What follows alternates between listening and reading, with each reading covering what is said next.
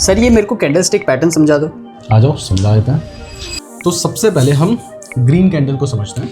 देखो, अगर आपको कोई कैंडल ग्रीन कलर की दिखाई दे रही है तो इसका मतलब इस टाइम फ्रेम में प्राइस बढ़ी है। तो मान लेते हैं कि 1 घंटे की कैंडल है, तो इस 1 घंटे में प्राइस में क्या हुआ है ये हमें इस कैंडल से पता चलता है। जैसे मान लो कि जब 1 घंटे की शुरुआत हुई तो उस टाइम पर जो प्राइस चल रही थी वो 95 रुपीज चल रही थी। अब इस टाइम फ्रेम में प्राइस थोड़ा सा नीचे भी गई होगी, उस 1 घंटे के बीच में मान लेते हैं 93 रुपीज तक गई।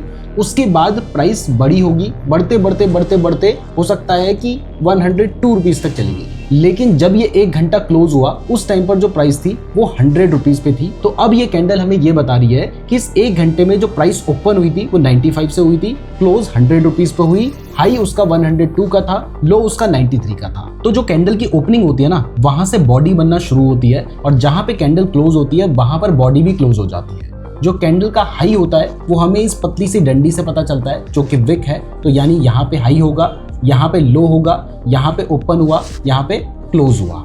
लेकिन अब अगर हम रेड कैंडल की बात करें तो मान लेते हैं ये भी 1 घंटे के टाइम फ्रेम की कैंडल है। तो इस 1 घंटे में प्राइस गिरी है, इसलिए ये एक रेड कलर की कैंडल है। तो यहाँ पर प्राइस ओपन हुई होगी ऊपर, क्लोज हुई होगी नीचे, जबकि ग्रीन में ओपन नीचे हुई थी, क्लोज ऊपर हुई है, इसलिए ग्रीन कलर की बनी। यहाँ पे रेड इसलिए बनी है क्योंकि ओपन ऊपर हुआ, क्लोज नीचे हुआ। इसका जो हाई है वो यहीं पर है, लो यहाँ पर है। तो इसका मतलब यह है कि हो सकता है कि जब उस 1 घंटे की शुरुआत हुई तब प्राइस थी 100 रुपए, उसके बाद प्राइस हो सकता है घटते घटते घटते घटते आपका 93 रुपीज पे आ गई।